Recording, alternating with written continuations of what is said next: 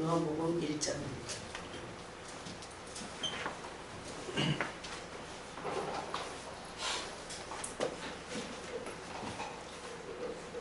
요한복음 1장 아닙니다. 3장입니다.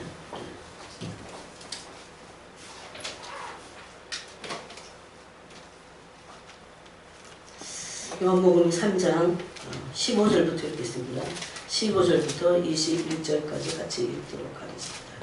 요한복음 3장입니다. 은근히 더워요.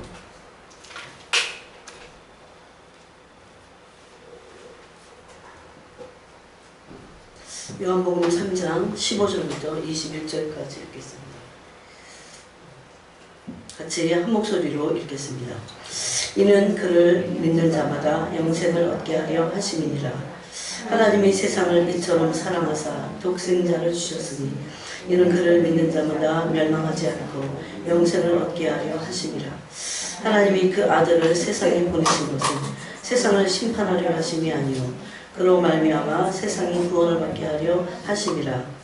그를 믿는 자는 심판을 받지 아니하는 것이요 믿지 아니하는 자는 하나님의 독생자의 이름을 믿지 아니하므로 벌써 심판을 받은 것이니라. 그 정죄는 이것이니 곧 빛이 세상에 왔을 때 사람들이 자기 행위가 악함으로 빛보다 어둠을 더 사랑하는 것이니라.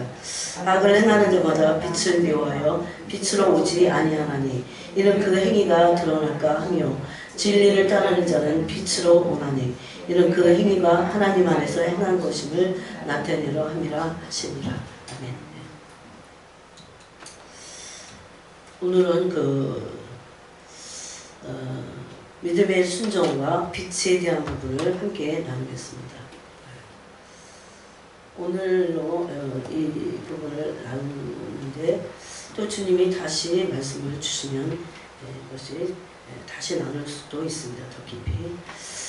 여러분 구원에 지금은 정말 스탠바이 하고 있어야 됩니다. 주님께. 자칫 잘못하면 속이는 자들이 마귀가 정말 우리를 미혹하고자 깨어있지 못하게 하고 또 여러 가지로 분주하게 하고 마음을 빼앗고 세상의 마음을 빼앗기게 하고 근심 걱정뿐만 아니라 유혹으로 마음을 빼앗아서 이 시대를 알지 못하게 하고 그리스도를 알지 못하게 합니다. 그럼에도 불구하고 오늘 우리가 나누는 이 말씀은 종말의 복음인데도 불구하고 마땅히 우리가 지켜야 하고 또 그 믿음의 길을 갈 때 배워야 될 것입니다. 그 지침을 우리에게 주신 것들입니다. 우리가 구원은 지난 시간에도 나눴지만 구원이 아직 완성되지 않았습니다. 이게 하나님의 구속사에서도 구원이 완성되지 않았고 우리 개인적으로도 구원이 완성되지 않았습니다.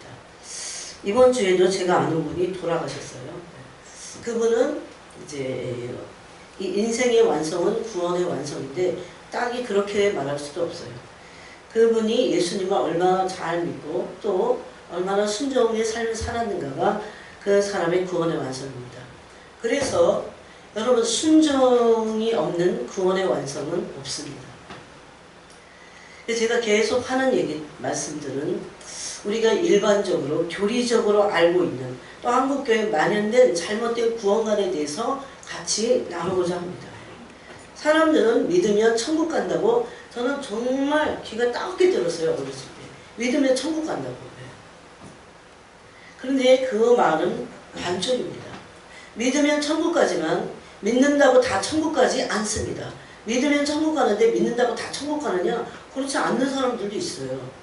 왜냐하면 믿음이 뭐냐라고 하는 것을 올바로 정의를 내려야 됩니다. 그래서 우리는 믿는 순간 구원이 시작됐어요. 그렇지만 순종으로 우리의 구원이 완성됩니다. 이렇게 알고 있어야 됩니다. 그래서 바울은 빌립보서 2장에서 나 없을 때라도 바울이 부탁을 하는 거예요. 지금 로마 옥에 갇혀서 나 없을 때라도 항상 국정하여 두렵고 떨림으로 너희의 구원을 이루어 가라. 그렇게 말씀하셔요. 물론 옥에 있는 사람이 옥 밖에 있는 사람에게 성도들에게 안타까워서 그렇게 말한 거예요. 그렇지만 그것을 그렇게만 받아들일 수 없습니다. 왜냐하면 바울은 항상 복종하라고 했어요. 복종은 순종을 말합니다. 그죠? 항상 순종함으로 너희 구원을 두렵고 떨림으로 이루어 가라 했습니다. 그래서 믿음으로 시작된 구원이 순종으로 구원이 완성이 된다는 것을 아셔야 됩니다. 우리가 한번 성경을 찾아보겠습니다. 히브리서를 보겠습니다. 순종이 얼마나 중요한지를 히브리서 5장에서는 말씀하고 있어요. 히브리서 5장에서는 8절에 그가 아들이시면서도, 여기서 아들은 예수 그리스도를 말합니다. 그가 아들이시면서도 받으신 고난으로 순종함을 배워서 온전하게 되셨은즉 자기에게 순종하는 모든 자에게 영원한 구원의 근원이 되시고, 여러분 순종하는 모든 자가 구원을 받겠다고 하는 것을 여기 이미 전제로 하고 있어요. 예수님도 순종하는 자들의 구원의 근원이 되시기 위해서 뭘 배웠어요? 고난을 통과하시면서 순종을 배우셔서 온전하게 되셨다. 뭐가? 믿음이. 그래서 순종을, 고난을 통해서 순종을 배운 연단된 믿음이 아니면 온전한 믿음이라고 말할 수 없습니다. 우리의 믿음이 어디까지 이르렀든지 온전함을 향해서 나가야 될 것을 이전에도 제가 몇 번에 걸쳐서 말씀을 드렸습니다. 온전함이 목표여야 된다는 것을.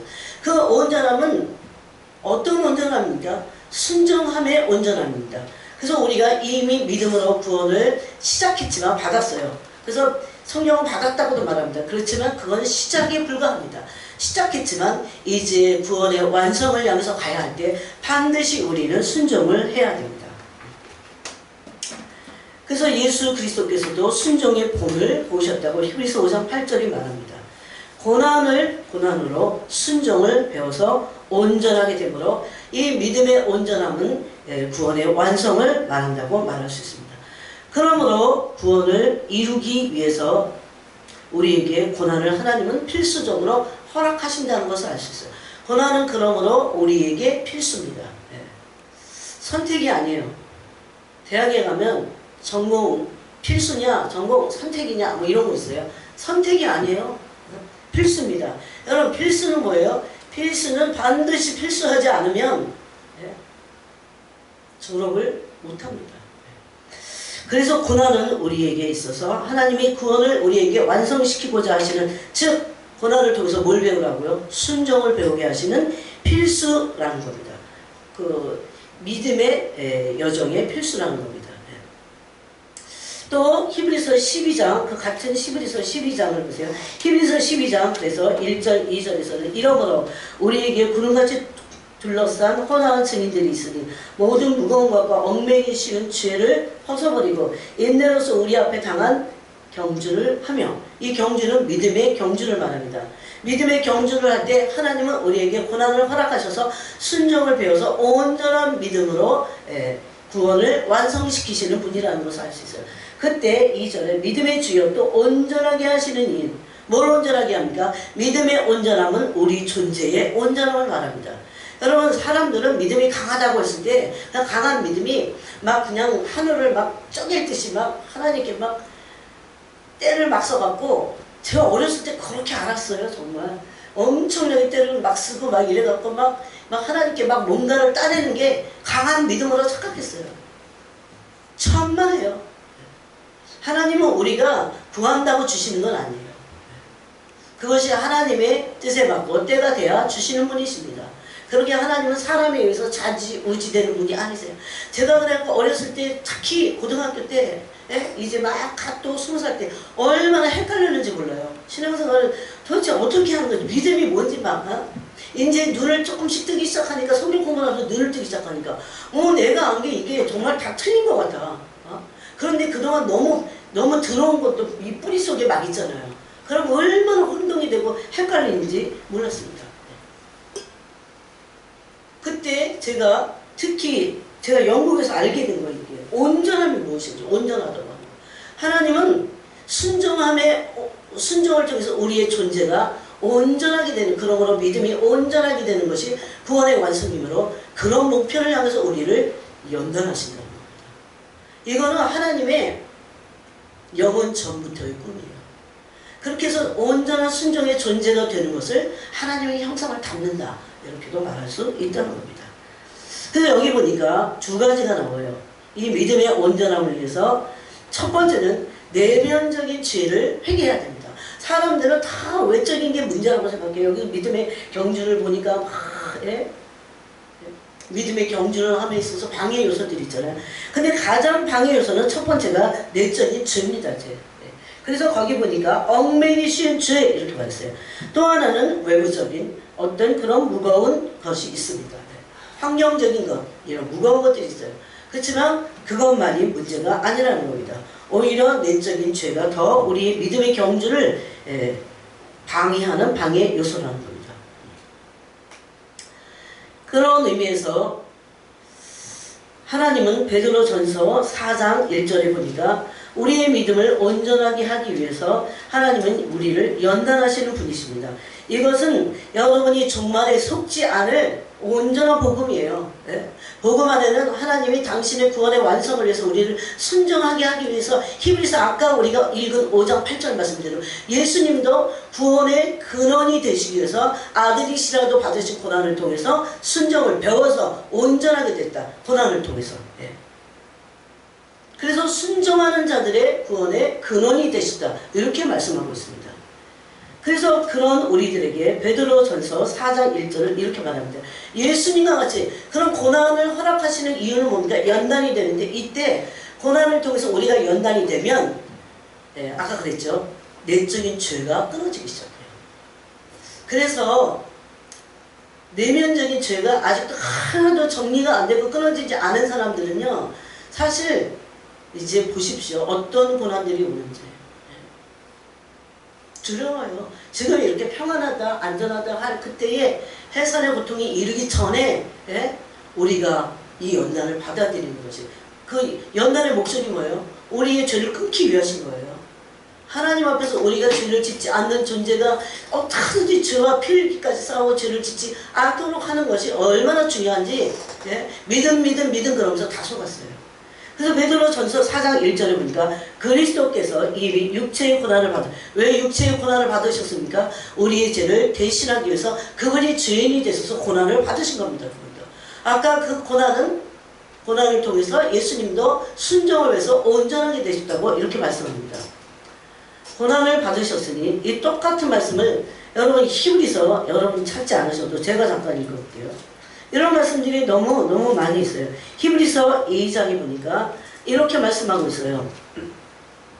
그러므로 만물이 그를 위하고 또한 그로 말미암는 이가 많은 아들들을 이끌어 우리입니다. 많은 아들들을 이끌어 영광에 들어가게 하시는 일에 그들의 구원의 창시자를 고난을 통하여 온전하게 하심이 합당하도다. 하나님의 아들이 고난을 통해서 온전하게 되셨다면 우리도 그래서 구원의 근원이 되시고 구원의 순종의 본을 보이셨어요. 순종의 본을 보이셔서 그 순종하는 자들의 구원의 근원이 되셨어요. 그러므로 순종 없이 구원의 완성은 없다는 것을 알 수 있습니다. 이것이 여러분 이런 말씀들이 얼마나 중요한지 모릅니다.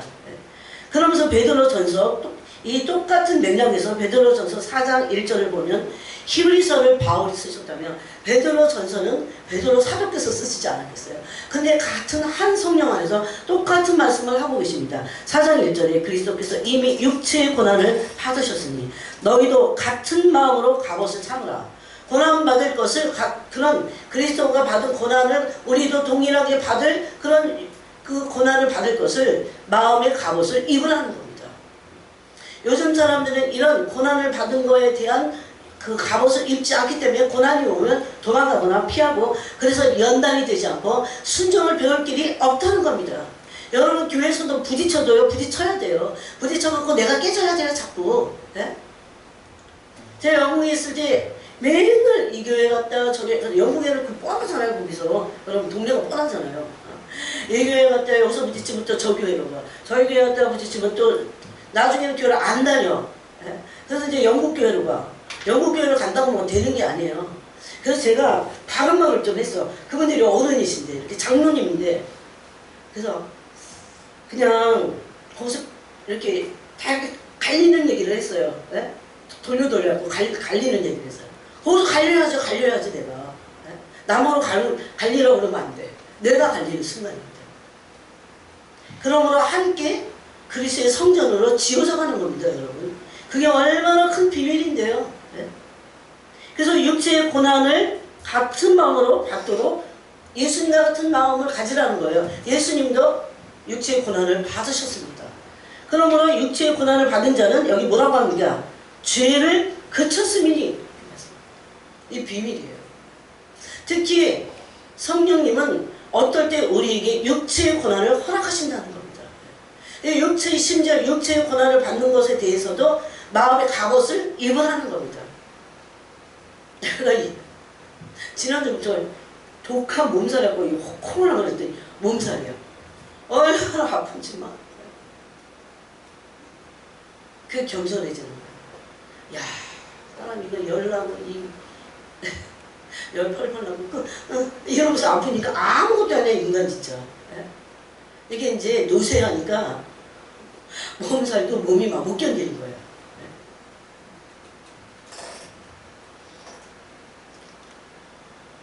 그래도 여러분 설교할 때는 제가 또락또락한 게 너무 감사해요, 진짜.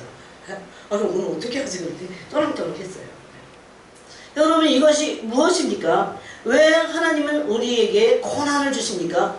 육체의 고난을 왜 주십니까? 심지어 죄를 그치라고. 왜 우리가 의지하는 심장을 끊습니까? 하나님이. 하나님 의지하고 죄를 그치라고. 예? 자고하지 말라고. 성경에 얼마나 많은 말씀하고 있습니다. 그래서 4장 2절에 베드로서 4장 2절에 보니까 그 후로는 다시 사람의 정욕을 따르지 않고, 여러분 오늘날 수많은 사람들이 교회 다녀도 사람의 정욕대로 얼마나 삽니까? 사람의 정욕을 따르지 않고 하나님의 뜻을 따라 육체의 남은 때를 살게 하려 하리라. 육체의 남은 때를 뭘로 살아 이제는? 이제 그만 육체의 정욕대로 사는 거를 그만하라는 거예요. 육체의 남은 때를 하나님의 뜻을 따라 살으라고요. 도대체 하나님의 뜻이 뭔지도 모르는 사람이 관심도 없기 때문에. 그러므로 구원을 이루기 위해서 우리에게 고난을 통한 순종은 필수입니다. 아브라함도 이 길을 갔습니다. 아브라함 믿음의 조상이 됐어요. 그는 순종기 위한 믿음의 여정을 갔습니다. 하나님이 처음에 창세기 12장에서 아브라함을 본토 친척 아비집을 떠나라. 내가 너로 큰 민족을 이루고 땅을 주겠다. 아브라함은 정말 죄에 대한 야망을 고스란히 그때 갖고 있었어요. 그래도 아브라함이니까 본토 친척 아버지 집을 떠났어요. 그렇지만 처음 했을 때 이게 정말 이해가 안 갔어요. 왜 빨리 아들을 안 주시는데, 왜 아브라함은 이렇게 몸이 막 달아갖고 막 두려워서 막. 아브라함의 입장이 돼보세요. 아브라함은 그래서 나중에 하나님께 원망 아닌 원망을 합니다. 내 거부가 됐는데 이 많은 재산의 상속자가 아들이 없으니 내 몸종이 되겠습니다. 여러분 막 하나님께 초토할 뻔했습니다. 근데 아브라함은 똑같습니다. 우리의 믿음의 조상이기 때문에. 더군다나 그는 순종 귀한 믿음의 여정을 갔어야 됐어요. 그때 순종을 위해서 똑같은 원리가 아브라함에게도 적용이 됐습니다. 뭡니까? 고난을 받았습니다. 하나님이 가라고 한 가나안 땅에 갔더니 가나안에 기근이 들었어요. 그 고난의 시작이에요. 꽃길을 예수님 믿고 꽃길을 가려고 생각하는 사람들 다 버려야 돼요. 누가 그런 말을 하는지, 그건 사탄의 가르침입니다. 우리는 고난이 없으면 죄가 그쳐지지 않는 그런 이 속의 내면에 완전히 죄성을 가지고 있는 인생입니다. 첫 번째는 아브라함도 하나님의 말씀으로 믿음이 온전해지는 것을 연단받았어요. 첫 번째 믿음은, 첫 번째 연단은 하나님의 말씀을 온전히 믿는 것. 여러분, 아브라함도 처음에는 믿었다가 또 못 믿었다가 또 불신했다가 그래갖고 창세기 16장에서는 드디어 언약을 어기잖아요. 네? 아브라함도 그래서 하나님의 말씀을 완전하게 믿는 것. 하나님의 말씀을 믿지 않는데 어떻게 순종합니까? 그렇죠. 여러분, 순종하지 않는 사람들, 단순히 순종이 어렵다고 하지만 순종하지 않는 사람들은 내가 진짜 하나님의 기록된 말씀을, 레마의 말씀을 믿는가부터 점검을 해야 됩니다.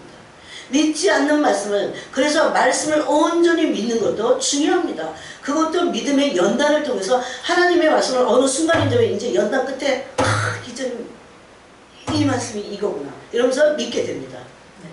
저도 똑같아요.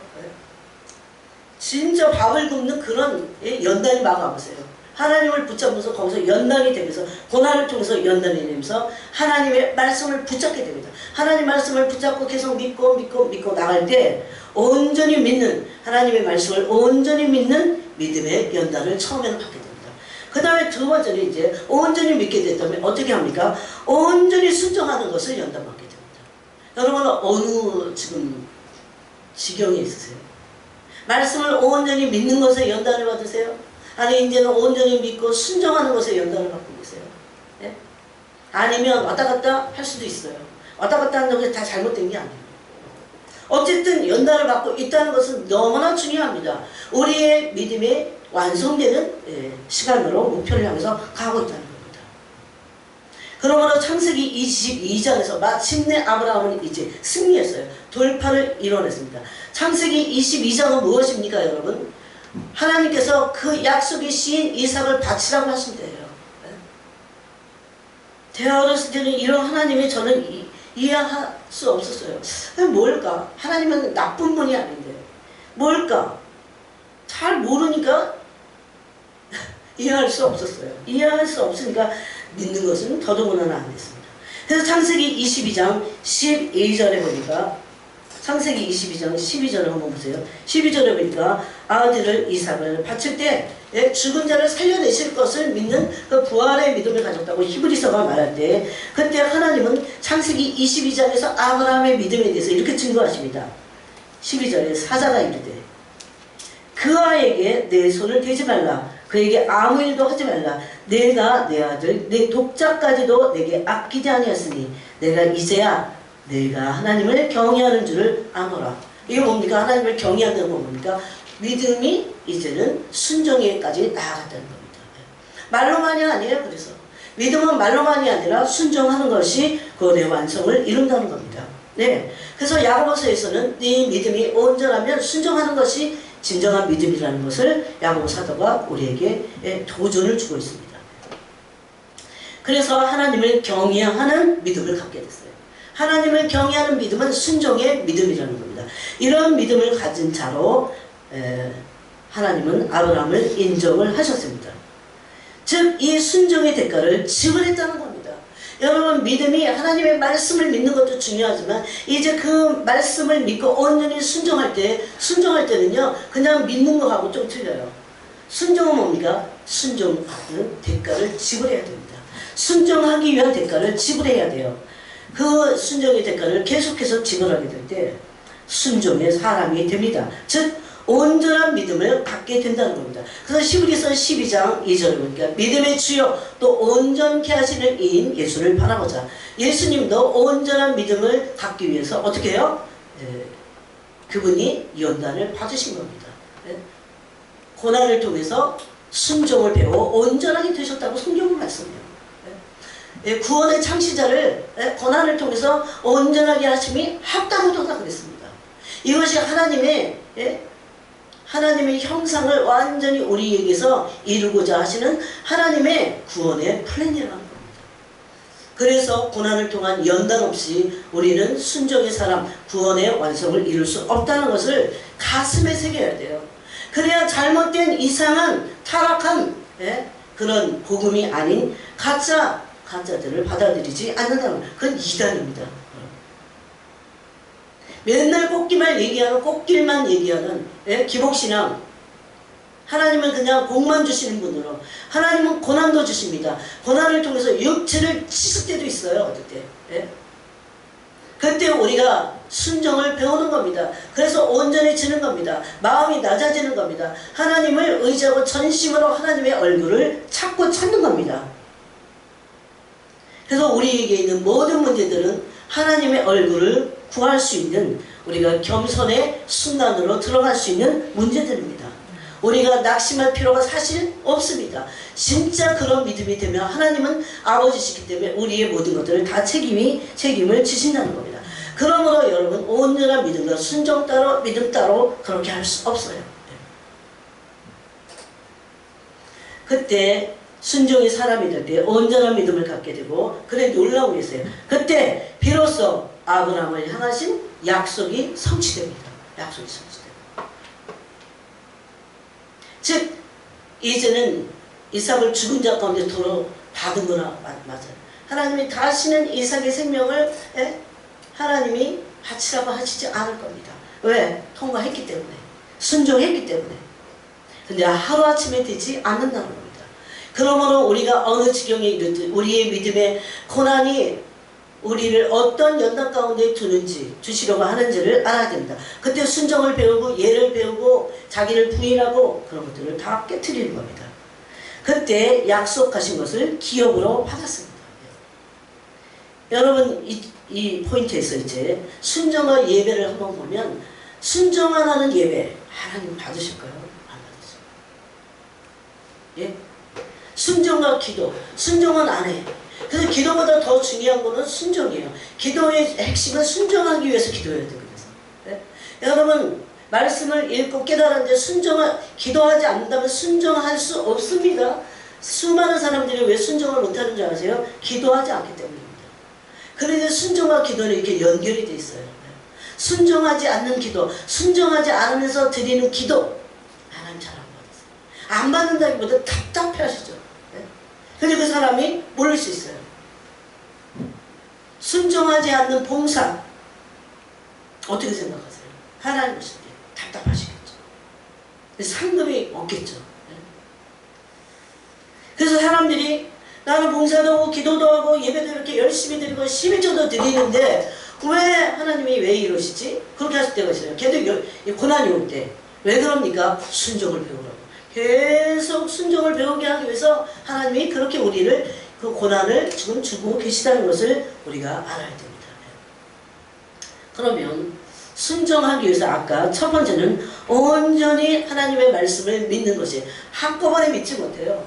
계속 고난을 받고 연단받을 때 또 믿게 되고 하나님의 말씀을 또 믿게 되고 또 믿게 되고 그럴 때 이 믿음의 시작이 뭐가 있어요? 순종은 믿음의 시작에서부터 옵니다. 그죠? 순종은 믿음 없이 순종은 없어요. 그죠? 그런데 그 믿음의 시작은 빛입니다. 빛. 오늘 우리가 읽은 요한복음 3장에 나오는 빛입니다. 다시 한번 보겠습니다. 빛이에요. 믿음의 시작은 빛이 오는 겁니다. 여러분 그렇게 안심하세요. 우리가 어떤 믿음을 막 가지려고 스스로 막 제가 어렸을 때 그랬어요. 중고등학교 때 이게 잘못 알고 있어요. 왜 나는 왜 믿음이 이렇게 없을까? 어떤 사람은 막 믿습니다 해갖고 막 뭔가를 막 해내는 거야. 근데 우리 집은 아무 일도 안 일어나는 것 같고 답답했어요. 근데 나 스스로 믿을 수 없다는 것을 알게 됐어요. 빛이 와야 됩니다. 그래서 여기 3장에 보니까 여러분 이 빛은 모든 사람에게 각 사람에게 비치는 빛이었다고 요한복음 1장 9절은 말합니다.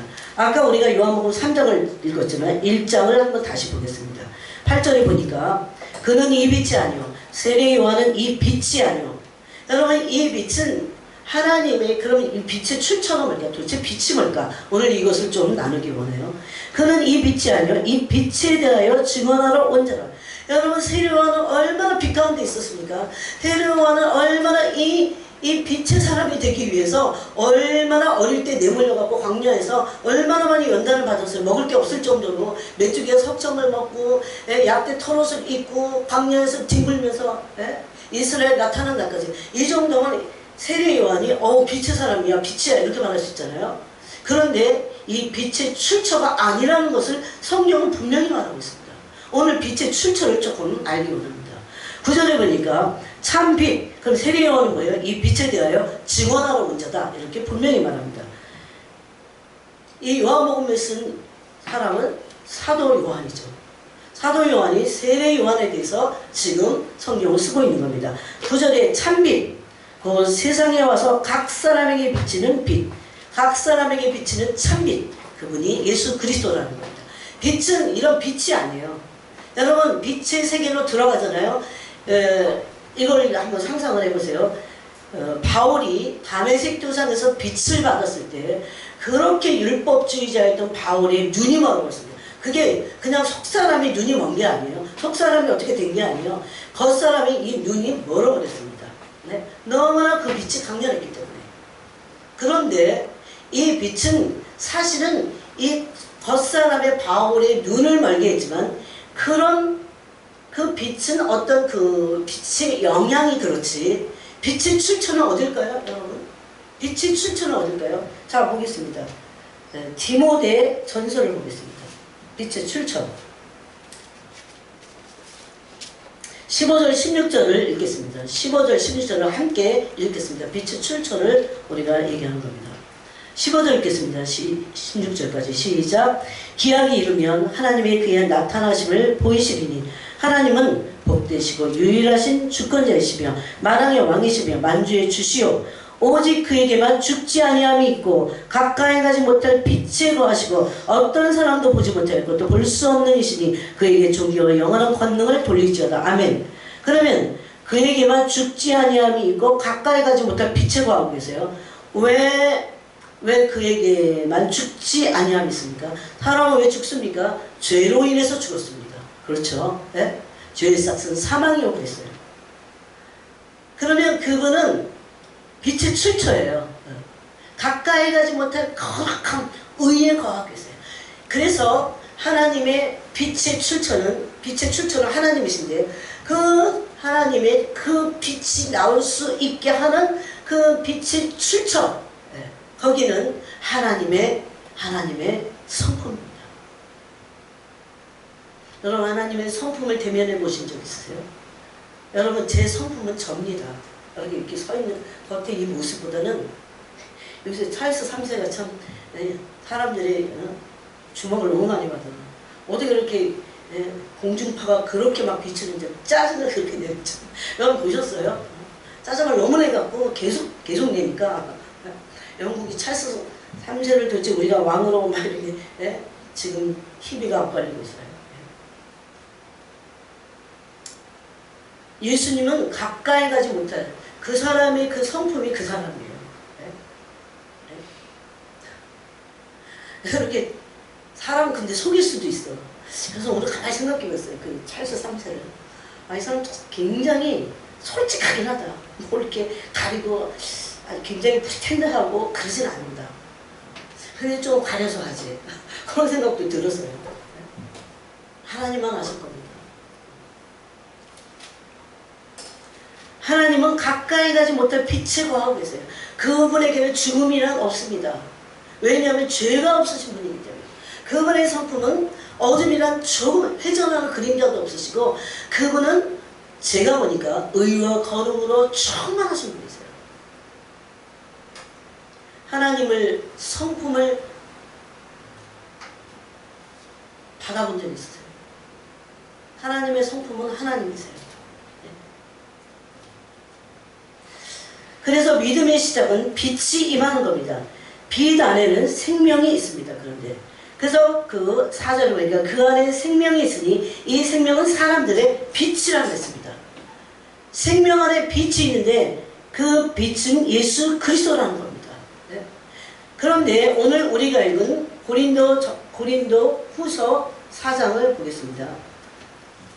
오늘 이거를 제가 지금 좀 잘 설명을 했으면 좋겠는데 거기 보니까 복음이 나옵니다. 복음. 고린도서 4장 4절에 보니까 그 중에 이 세상의 신이 믿지 아니하는 자들의 마음을 혼미하게 하여. 여러분, 우리 중에 불신자들, 집안에도 있고 교회 안에도 뭐 교회 다니지만 불신자들이 얼마나 많아요. 이런 믿지 않는 사람들은 세상 신에 의해서 미혹을 받은 겁니다. 어디에? 마음에. 믿지 않은 자들의 마음이라고 했어요. 마음을 사탄이 마음이 중요해. 마음에 뭘 미쳤어요? 왜 우리 엄마가 못 믿어요? 왜 우리 아버지가 못 믿어요? 왜 우리 아들이 못 믿어요?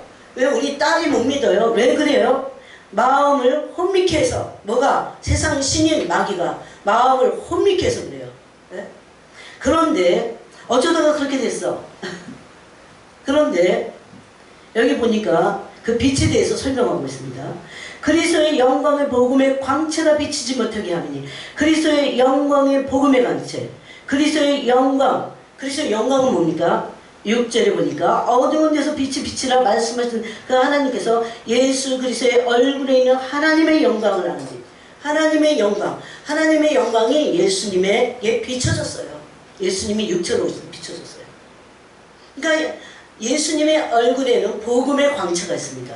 복음은 예수 그리스도예요. 그래서 복음 안에는 하나님의 영광의 빛이 있습니다. 복음은 이론이 아니에요. 이 빛을 예수님에게 비쳤어요. 하나님의 영광을 아는 빛이 예수님의 얼굴에 비쳤어요. 근데 이 얼굴에 비춰진 하나님 그리스도의 형상 그 뒤에 가서는 그리스도의 형상이라 하나님의 형상이라고 했어요. 그리스도는 하나님의 형상이니라 4절 마지막 절에 그랬어요. 그런데 그 그리스도 안에 있는 하나님을 아는 영광의 빛을 이 세상 신인 마귀가 사람들의 마음에 혼미케 해서 가린다는 겁니다. 그래서 안 믿는 거예요. 네? 그런데 그리스도의 하나님의 영광을 아는 빛은 하나님의 형상이라고 4장 4절은 말합니다. 하나님은 빛이십니다. 그리스도의 얼굴 안에 있는 하나님의 영광을 아는 빛 그것이 우리 마음에 비춰져서 우리가 믿는 겁니다. 그래서 여러분 하나님의 영광을 아세요? 복음이 영광이라는 거 아세요? 그래서 여러분이 뭔가를 그게 영광인지 아닌지 그게 빛인지 아닌지 모르고 하여튼 믿게 됐어요. 그렇지만 반드시 한 번은 경험해야 됩니다. 그 영광의 빛을 복음의 광채를 제게 다시 한번 비춰줘. 그건 뭡니까? 하나님의 성품 안에 있는 그 형상 안에 성품 안에 있는 영광의 빛을 우리가 받아야 돼요. 그래야 그 영광을 봄에 그분의 형상으로 바뀔 수 있다는 겁니다. 이게 다음 단계로 가는 거예요. 이걸 성경은 오늘 고린도후서 4장에서는 복음의 빛, 복음의 광채 그렇게 말합니다. 여기서 하나님의 영광은 하나님의 성품의 빛입니다. 즉 그리스도 안에 하나님 같은 형상의 빛을 갖고 계셨다는 겁니다. 어떻게 해서? 하나님이 예수님의 얼굴에 그것을 비추셨다고 되어 있어요. 그러므로 고린도후서 4장 4절에는 그리스도는 하나님의 형상이니라 그렇게 말했습니다. 그런데 왜 믿는 사람 이게 빛이에요. 이게 빛의 출처예요. 이 빛이 지금 여러분 심지어 장로가 돼도 믿지 않습니다. 진짜 참 믿음이 없는 사람들이 얼마나 많은데. 예? 지옥 안 믿어요. 부활을 안 믿어요. 장로인데 부활 안 믿어. 천국 안 믿어. 예? 그런 이상한 사람들이 지금 깔려 있어요. 그럼 맨날 복타령만 해. 예? 이 생에 복타령만 하는 거예요. 왜 그렇습니까? 복음 안에 있는 하나님의 영광의 빛을 받지 못했기 때문입니다. 영광의 빛은 뭡니까? 하나님의 형상이고 하나님의 성품이라는 겁니다. 그래서 복음을 하나님의 그리스도의 영광의 복음 그랬어요. 이 복음 안에 있는 하나님의 형상의 영광을 봐야 고린도서 3장 18절을 보니까 그 앞에 그랬죠. 고린도서 3장 18절을 보니까 주의 영광을 보매 그랬어요. 그의 형상으로 변화하여 영광에서 영광에 이르니 우리가 그리스도의 형상으로 바뀌는 것이 순종이고 그것이 구원의 완성이라고 했어요. 그것이 되려면 그 영광의 빛을 봐야 돼요. 네. 근데 믿지 않는 사람들은 아예 이 빛이 그 사람의 마음속에 가려져 있다는 겁니다. 왜 우리 부모님이 믿지 않을까요? 그 영광의 복음의 광채가 가려져 있어서 그래요. 혼미케 하는 것들이 가려있다. 이렇게 말합니다. 그래서 영광의 복음에 하나님의 영광의 형상 안에서 나온 광채로 영광입니다. 그러므로 복음은 하나님의 영광 형상 안에서 나오는 영광의 빛입니다. 복음이 뭐라고요? 출처가 복음은 빛인데 복음은 하나님의 형상 안에서 나오는 영광의 빛이에요. 이게 고린도후서 4장. 제가 주님을 이 영광으로 대면했을 때, 즉 성품을 대면했을 때 이 말씀을 알게 됐어요. 그래서 이걸 구해야 됩니다. 구하지 않으면 우리는 종교인으로 전락하기 쉽습니다. 처음에 빛을 받았다고 해도. 예? 계속 종교인이 되지 않으려면 어떻게 해야 됩니까?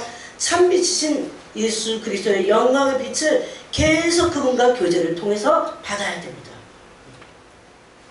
그래서 여러분, 믿지 않는 사람들을 위해서 이 혼미케 하는 영이 방해하고 있기 때문에 복음의 강체를 비치지 못하게, 그 사람들의 마음속에 비치지 못하게 하고 있어요. 이 불신의 상태를 계속 유지하도록. 그런데 오늘 우리가 읽은 요한복음 3장으로 다시 가보세요. 요한복음 3장은 너무나 놀라운 말씀을 하고 있습니다. 이 빛을, 그러면 여러분, 빛을 여러분 어떻게 생각하세요? 이 빛이 모든 사람에게 비칠까요? 예.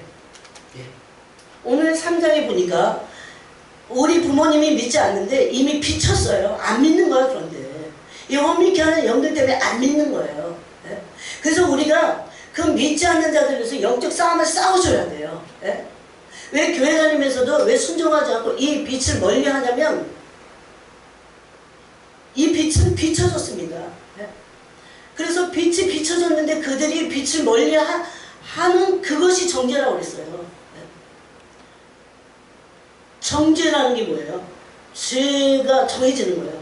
죄로 정하는 거예요. 죄로 정한, 예수님은 다 우리를 사하기 위해서 오셨잖아요. 모든 사람에게 그래서 사하기 위해서 하나님이 복음의 광채를 모든 사람에게 비추는 거예요. 거지에게도 비추고 어린아이에게도 비추고 어른에게도 비추고 다 비추는 거예요, 여러분. 예? 여기 보니까 뭐라고 합니까? 19절부터죠. 그 정죄는 이것이, 제가 이것을 읽을 때 너무 놀랐어요. 곧 빛이 세상에 왔을 때 예정이니까 어떤 사람에게 비추겠지? 아닙니다. 모든 사람에게 이 빛이 지금 비춰지고 지금도 비춰지고 있는 겁니다. 예?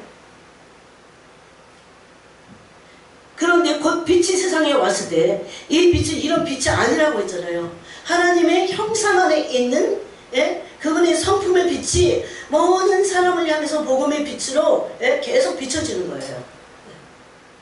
그런데 그 빛이 왔어요. 사람들이 그래서 이 빛이 어떻게 비춰졌다고 요한복음 1장 9절을 말합니까? 각 사람에게 이 참빛인 예수 그리스도의 빛이 비춰지고 있는 거예요, 지금.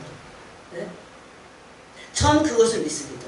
저 아프리카에 오지 있는 사람에게도 비춰지고, 예? 모든 사람에게 비춰지는 거예요. 예정된 사람에게만 비춰지는 게 아닌 거예요, 여러분. 모든 사람에게. 여기 그랬잖아요. 예? 곧 빛이 세상에 왔을 때 사람들이, 그래서 이 빛이 세상에 왔을 때 모든 사람에게 비추는 겁니다. 그런데 각 사람에게 비췄다 이렇게 돼 있어요. 이 빛이 참빛이신 예수 그리스도의 빛이, 이 복음의 빛이 각 사람에게 비춰지는 겁니다. 그래서 이 빛을 받아들이려고 우리가 열방을 해서 기도하는 겁니다, 여러분. 예수를 위해서 기도하는 겁니다. 예? 이 빛이 세상에 왔는데 사람들이 이 빛을 어떤 사람들이 받아들이지 않는다는 겁니다. 여러분이 여기 앉아 계시고 여러분이 믿는다는 것은 빛을 받은 겁니다. 빛에 대해서 반응을 한 겁니다. 예? 근데 반응을 하지 못하도록 혼미케 하는 영들이 역사할 수 있다는 겁니다. 그게 고린도후서 4장의 말씀이에요. 그래서 계속해서 이 빛을 받아들이지 않는 사람들의 받을 정죄예요. 이게 심판입니다. 결국은. 예? 멸망의 심판이죠, 이것은. 그냥 심판이 아니고 멸망의 심판. 그래서 하나님은 그 직전까지 사람들에게 이 빛을 계속 비치면서 그들을 징계하시기도 하고 여러 가지로 예? 지금 하나님은 구원의 역사를, 구속의 역사를 천사들과 함께 성령 하나님과 함께 이루어가고 계신다는 겁니다. 예정된 사람에게만 비치는 게 아니에요. 모든 각 사람에게 비친 겁니다.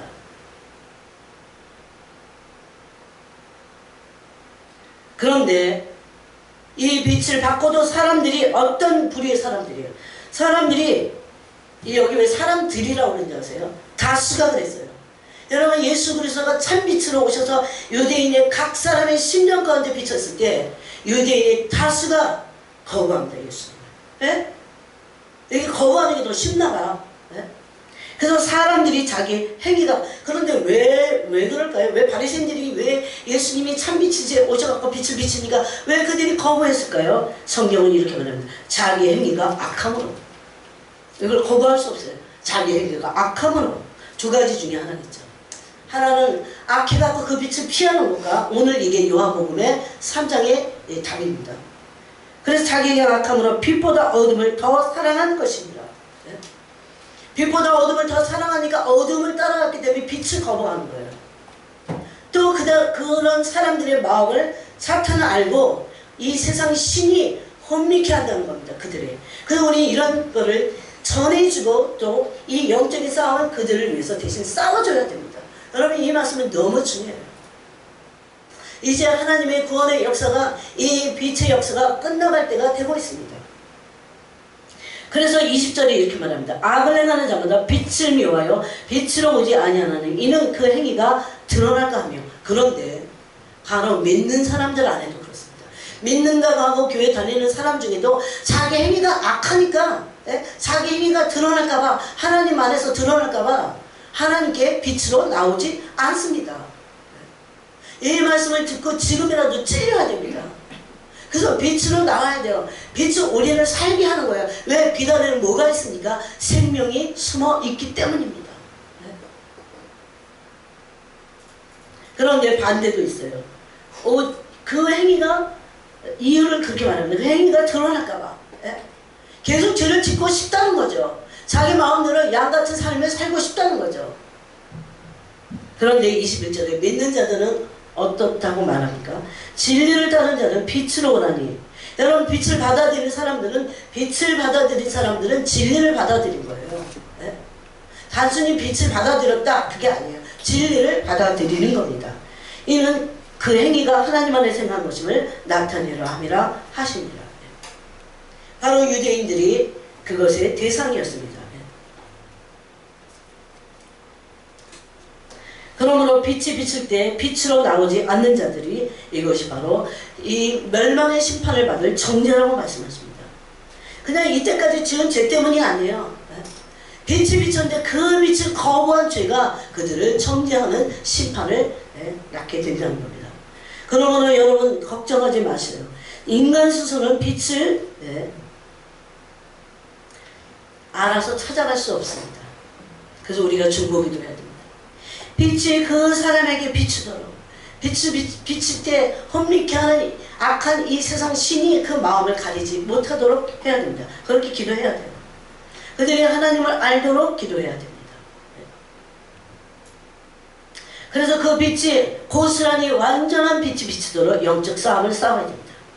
또 요한복음 12장을 보겠습니다. 요한복음 9장부터 볼 거예요. 여러분 빛에 대해서 여러분이 알고 싶으면 요한복음을 쫙 읽으면 됩니다. 9장 4절에 보니까 때가 아직 낮음에 나를 보내신 이의 일을 우리가 하여야 하리라. 밤이 오리니 그때는 아무도 일할 수 없으리라. 내가 세상에 있을 동안에는 세상의 빛이로다 그랬어요. 예수님 자신을 빛이라고 했어요. 여러분 빛을 사람들은 이 자외선 이런 뭐 햇빛 이런 것만 빛으로 생각하는 사람들이 이런 예수님의 얘기를 들을 때 알아듣겠어요. 또 요한복음 12장을 보겠습니다. 12장 35절을 보겠습니다. 35절에 보니까 34절부터 보면 새 계명을 너희에게 주노니 서로 사랑하라. 내가 너희를 사랑한 것 같이 너희도 서로 사랑하라. 너희가 서로 사랑하면 이로써 모든 사람이 너희가 내 제자인 줄 아니라. 그러면서 아니 좀 이상합니다. 12장입니다. 12장 예수께서 이르시되 35절이요 35절 36절입니다. 예수께서 이르시되 아직 잠시 동안 빛이 너희 중에 있으니 예수님이 아직 십자가에 달리시기 전입니다. 예수님이 빛이신 것을 알 수 있죠. 빛이 너희 중에 있으니 빛이 있을 동안에 다녀 어둠에 붙잡히지 않게 하라. 예수님을 온전히 빛으로 진리로 믿지 않는 사람들은 어둠에 잡히게 되어 있습니다. 오늘날도. 진리를 사랑하지 않는 사람들, 말씀이 뭔지도 모르는 사람들. 여러분 그냥 예수님을 믿는 게 그냥 교회만 왔다 갔다 하는 게 예수님 믿는 줄 아는 사람들. 예수님을 믿는다는 건 진리를 사랑하는 겁니다. 진리를 순종하는 겁니다. 진리의 빛을 받는 겁니다. 그래서 빛이 있을 동안에 다녀 어둠에 붙잡히지 않게 하라고 했어요. 진리를 사랑하지 않고 진리의 순종을 배우지 않는 사람들은 어둠에 붙잡히게 되어 있습니다. 어둠은 사탄의 세력인데 그 어둠의 사탄의 세력은 손 붙잡고 가만히 있지 않아요. 어둠의 사람들을 붙잡고자 합니다. 그러면서 어둠에 다니는 자는 그 가는 곳을 알지 못하느니라. 여러분, 만약에 가는 곳이 어디예요? 어둠에 붙잡힌 사람들이 가는 곳이 어디입니까? 지옥이잖아, 불구덩이잖아요. 그것을 알았다면 그들이 어둠에 있었을까요? 나왔을 겁니다. 빛을 향해서 나왔을 겁니다. 그 말씀하신 거예요. 너에게 아직 빛이 있을 동안에 빛을 믿으라. 빛을 믿으라 그랬어요. 그리하면 빛이 아들이 되리라. 너무 너무나 분명하고 정확한 말씀하십니다. 그러므로 여러분, 모든 사람에게 지금도 빛이 비춰지고 있어요. 이 빛이 있을 동안에 예수님이 가시고 나서 그냥 이제 예수님이 가시니까 이제 빛의 그런 예수님이 가시니까 이제 빛이 비춰지는 게 끝난 게 아닙니다. 성령을 통해서 복음의 영광의 광채가 계속해서 사람들의 마음 안에 비춰지고 있어요.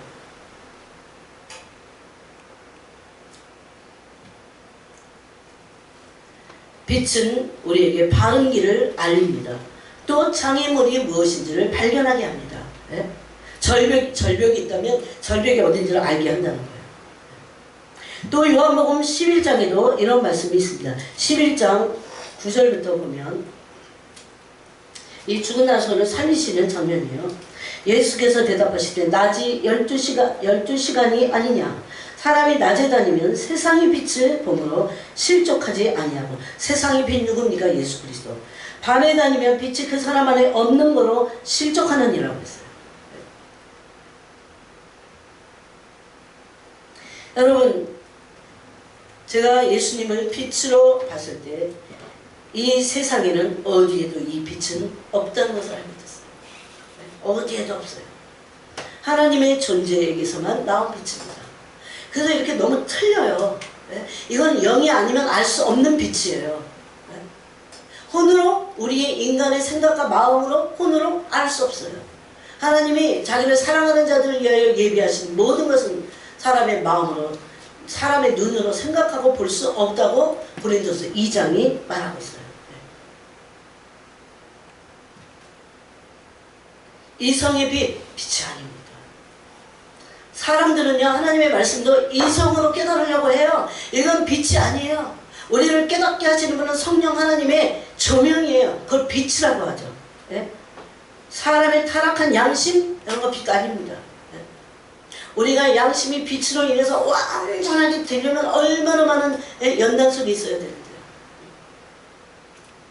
우리는 여전히 양심이 어느 정도는 타락한 상태에 있다는 것을 빛을 온전히 깨달았을 때 알게 됩니다. 그것도. 빛이 오기 전에는 내가 얼마나 어떤 존재의 타락 가운데 있는지도 모른다는 겁니다. 양심이 얼마나 삐뚤어진지 모른다. 세상 풍조에서 나온 것들 빛이지 않습니다. 빛이 아닙니다. 이런 걸 빛이라고 말하지 않습니다.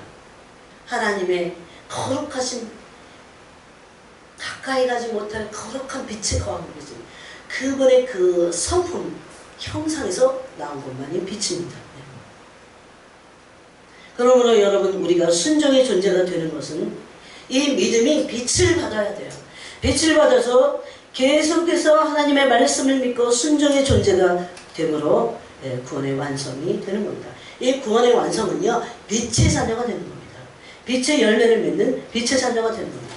그래서 에베소서 5장에 보니까 이렇게 말씀하고 있어요. 여러분, 에베소서 5장을 다 해보시기 바랍니다. 에베소서 5장에 보니까 5장 5절부터 보니까 너희도 정령이 이것을 알거냐. 음행하는 자나 더러운 자나 탐하는 자 곧 우상 숭배자는 그리스도와 하나님의 나라에서 기업을 얻지 못하리니 누구든지 헛된 말로 너희를 속이지 못하게 하라. 이 말이 뭔지 아세요? 예수 믿으면 다 구원 얻지. 이렇게 속이는 겁니다. 헛된 말로 속이는 거예요. 이로 말미암아 하나님의 진노가 불순종의 아들들에게 임하나니 누구에게 임합니까? 교회 다녀도 불순종하는 사람들에게 하나님의 진노의 심판이 임하는 것을 말씀하고 있습니다. 누구든지 헛된 말로 너희를 속이지 못하게 하라.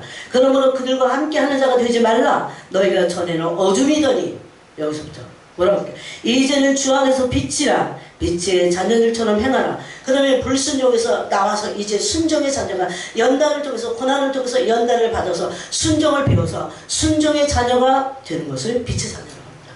여기 문맥상으로 봅니다. 그렇죠? 빛의 자녀들처럼 어떻게 해요? 행하라는 겁니다. 순종이죠. 빛의 자녀는 순종의 자녀인 것을 우리가 금세 알 수 있습니다. 빛의 열매는 모든 착함과 의로움과 진실함이 있느니라. 이거는 천성적으로 조금 착한 그런 착함을 말하고 있지 않아요. 네. 하나님의 성령, 하나님의 성품 안에 있는 착함을 말해요. 관용함과 평강 안에서 나오는 착함을 말합니다. 평강 안에서 나오는 의로움은, 평강 안에서 나오는 진실함을 말씀합니다. 이건 하나님의 의와 선에서 나온 성품입니다. 여러분, 빛은 무엇입니까? 그러므로 하나님의 선하심이에요. 빛은 무엇입니까? 하나님의 의로우심입니다. 여러분, 하나님의 선하심을 맛보아 알라고 했어요. 하나님의 의로우심을 우리는 하나님의 성품의 빛을 받아야 됩니다. 그러므로 빛은 하나님의 선하심이 빛이라는 걸 알게 됩니다. 하나님의 선하심을 알게 될 때, 기름 부어서 알게 될 때 이것이 빛이라는 것을 알게 돼요. 그래서 우리가 선한 길을 쫓아가게 돼 있어요.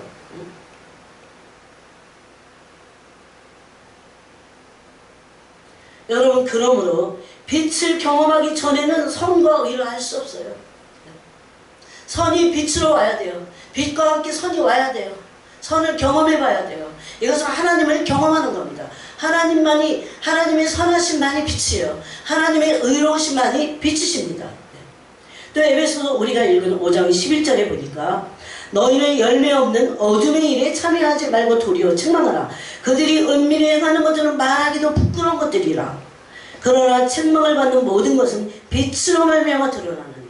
여러분, 그러므로 우리는 말씀을 통해서 성령의 비치심을 얻은 책망을 받아야 돼요. 그러면 책망을 받을 때 그것이 책망을 받으면서 폭로가 되면서 이제 빛을 받아서 빛의 그 순종의 존재가 된다는 겁니다. 순종의 행동을 하게 된다는 것을 말씀하고 있어요. 책망을 받는 모든 것은 빛으로 말미암아 드러나는 것마다 빛이니라고 했어요. 그러므로 이르시기를 잠자는 자여 깨어서 죽은 자들 가운데서 일어나라. 그리스도께서 너에게 비추시리라 하셨느니라. 그러므로 이 빛은 하나님의 실체십니다. 하나님의 실체. 이거를 바울이 다메섹 도상에서 이 빛이 얼마나 강한지 눈이 멀어버렸어요. 하나님의 하나님 되십니다. 이 실체를 우리는 경험을 해봐야 됩니다. 그래야 나의 어둠을 깨닫게 됩니다. 나의 어둠을 내 이성이 스스로 깨달을 수 없어요. 그거는 조금 깨닫는 수준이지, 진정한 회개 안으로 들어가서 그 행동을 고치는 진정한 돌이킴 가운데 가려면 어떻게 됩니까? 이 빛이 와서 내 어둠이 밝혀져야 돼요. 그 빛이 내 어둠을 깨닫게 해야 된다는 겁니다. 이전에 내 이성과 내 생각으로 죄라고 어둠이라고 생각하지 못했던 것이 이 빛을 받으면요, 내가 이성 속에서 그게 어둠인지 죄인지 몰랐어. 근데 이 빛을 받게 됐을 때 그것이 죄로 드러난다는 겁니다. 여러분, 이런 성령의 역사가 없이 우리는 그리스도의 형상 안으로 들어갈 수 없어요. 이게 빛이 하시는 일입니다. 그래서 진정으로 깨닫는 것과 내 이성이 깨닫는 것은 틀립니다. 여러분, 이 빛이 와서 이 진정한 깨달음 속에서 회개가 돼야 종교에서 벗어날 수 있어요. 종교인이 되지 않아요. 제가 다 조심하는 게 있어요. 종교적으로 될까 봐, 의식적으로 될까 봐, 기도도 그렇게 될까 봐. 그렇게 되기 쉽거든요. 이게 사탄이 하는 거예요. 종교의 영들을 막 풀어놓는 교회 안에. 하나님의 실체는 몰라. 알려면 어떻게 해야 돼요? 그거는 경험해야 돼요. 그 수밖에 없어요. 성령이 기름 부어서 그거를 막 가르치시고 빛이 막 임해야 되고, 성령의 말씀이 빛으로 와야 되고, 하나님의 말씀이 생명으로 와야 돼요. 그래야 그거 진짜 경험하고 하나님이 이런 분이시구나 알고 경외하죠. 그겁니다. 그거는 내가 아무리 가락해도 나를 깨닫게 하고 나를 변화시키는 능력이 그 안에 있어요. 내가 스스로 깨닫고 조금 헛소리 그런 거 많은 절대 안 변합니다. 그건 안 되겠어요. 여러분, 50년 신앙생활 하는데 안 변해요. 자기의 습관적인 거짓말하는 죄를 못 끊어내더라고요. 음란한 죄 못 끊어냅니다. 못 끊어내요. 빛이 와야 된다니까요. 여러분, 그런데 세상은 어떤 곳입니까? 흑암이 가득한 곳이에요. 어둠이 짙게 깔린 곳입니다. 이 세상은 신이 뿜어내는 어둠으로 가득한 곳이에요. 나는 이런 거 생각하면 빨리 천국 가고 싶어요. 그래서 그 세상에 있는 흑암과 어둠에서 뭐가 나옵니까? 거짓말, 속임수, 술수, 정치적 음모, 탐욕, 폭력, 이런 거 속이기 위해서 폭력도 있었죠. 여기서 이 여왕의 이 피너를, 이 장례식을 보면, 야, 내가 알던 영국 사람들이 진짜 유치하구나. 아, 어떤 사람 하나 쓰러졌어요. 그래갖고, 이러고 있다가, 이러고 있다가, 확 쓰러졌어, 앞으로. 그 사람 얼굴 다 깼는지 몰라. 무슨 사람들을, 이미 다 썩기 시작했어. 안 썩기 처리는 했겠지. 아, 지금 그게 무슨, 아니, 그래서 막 영국을 향한 기도가 막 확 터져나왔어요. 하나님, 제발 살아계신 하나님을 깨닫게 해주세요. 그게 뭔지 아세요? 이미 다 10년 전부터요, 리허설 다 끝냈어요. 왜 기권이 있던 윈저송이나 아니면 왜 군관에서 안 죽고, 왜 거기 에디버러 가서 그렇게 돌아가셨대요? 다 그게 이유가 있습니다. 이제 급변하는 세계가 또 한 번 올 것 같아요. 어떻게 돌아갈지, 여러분. 그게 지금 성경이 응하여지는 일 가운데 있을 겁니다. 그러므로 빛이 없습니다, 세상에는. 빛이 없어요. 어디 빛이 있어요? 직장에 빛이 있어요? 어디 있어요? 근데 교회 안에도 빛이 없는 것이 문제입니다. 세상의 악인들에게 그러므로 심판이 있을 겁니다. 그래서 하나님의 심판이 속히 있고, 악인들은 풀이 사라지는 것, 속히 배임을 당할 거니까 너 불평하고 원망하지 마라. 악인들이 지금 잘 되는 것 때문에. 그렇게 시편 37편이 말씀하고 있어요. 여러분, 이런 빛이 없는 영적 암흑기는 이 세상에 교회사 가운데 너무 많았어요. 하나님이 마치 당신을 숨기실 때입니다. 얼굴빛을 비치지 않으시는 거예요. 하나님의 성품, 그것을 볼 수 없어요. 하나님의 빛을 볼 수 없을 때입니다. 이게 사사시대였어요. 오늘날 종말의 때도 가끔씩 하나님이 당신을 숨기는 것 같으십니다. 여러분, 그러므로 순종은 단순히 내가 하나님의 말씀을 지킨다 는 것만이 아니고 빛으로 들어가게 합니다. 순종은 빛 가운데로 우리를 들어가게 합니다. 또 순종함으로 빛으로 우리는 들어갈 수 있습니다. 믿음의 순종은 약속을 그러므로 성취하게 합니다. 여러분, 빛은 예수 그리스도십니다. 우리가 요한복음 1장 9절을 보니까 빛은 예수 그리스도 한 분이십니다.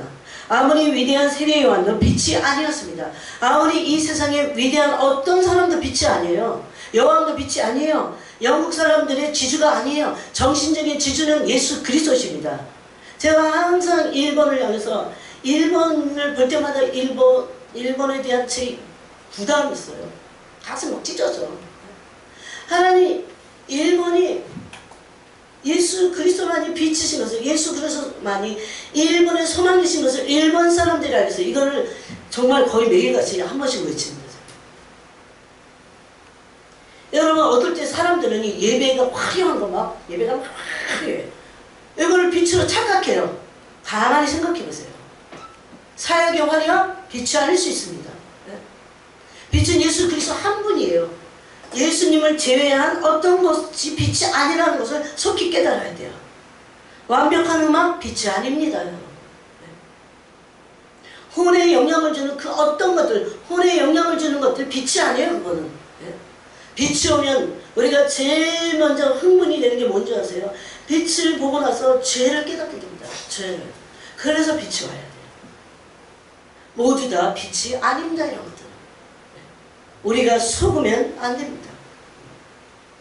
빛의 출처는 하나님의 그 놀라운, 너무 경이스러운 하나님의 그 영광의 성품이에요. 그분의 형상의 영광 안에 있는 것이 빛입니다.